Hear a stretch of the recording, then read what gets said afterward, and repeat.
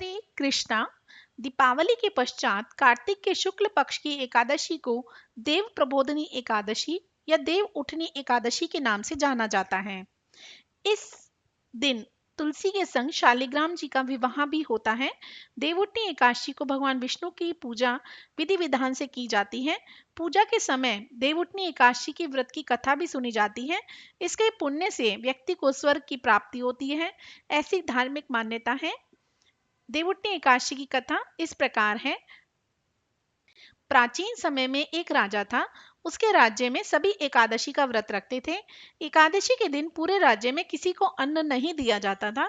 एक दिन राजा के पास एक व्यक्ति नौकरी मांगने के उद्देश्य से उनके दरबार में आया। उसकी बातें सुनने के बाद राजा ने कहा कि नौकरी तो मिल जाएगी, लेकिन एकादशी के दिन अन्न नहीं दिया जाएगा। नौकरी मिलने की खुशी में उस व्यक्ति ने राजा की बात मान ली।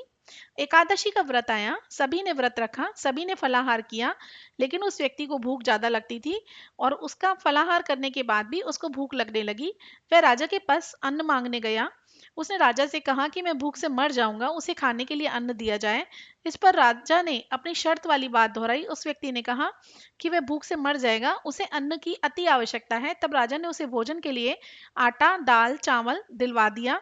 वह नदी किनारे स्नान किया और भोजन बनाया। उसने भोजन निकाला और भगवान को निमंत्रण दिया। तब भगवान विष्णु वहां आए और भोजन किया, फिर चले गए। वह भी अपने काम में लग गया। फिर दूसरे मास की एकादशी आई। इस बार उसने अधिक अनाज मांगा। राजा ने कारण पूछा तो उसने बताया कि पिछली बार भगवान भोजन कर लिया और वह भूखा रह गया। इतने अनाज से 2 लोगों का पेट नहीं भर पाता। राजा चकित थे।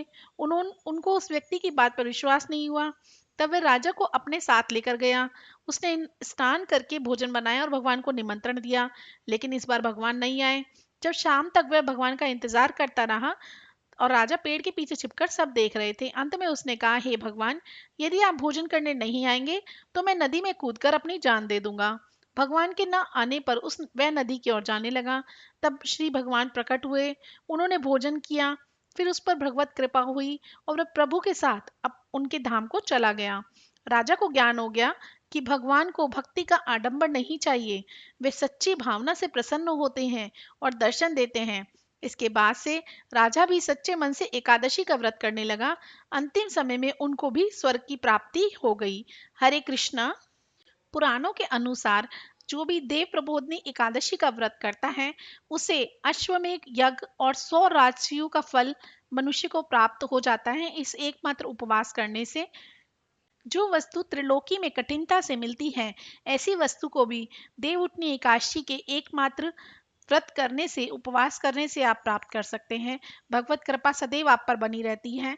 हरे कृष्णा कृष्णा कृष्णा हरे हरे, हरे राम राम राम हरे हरे।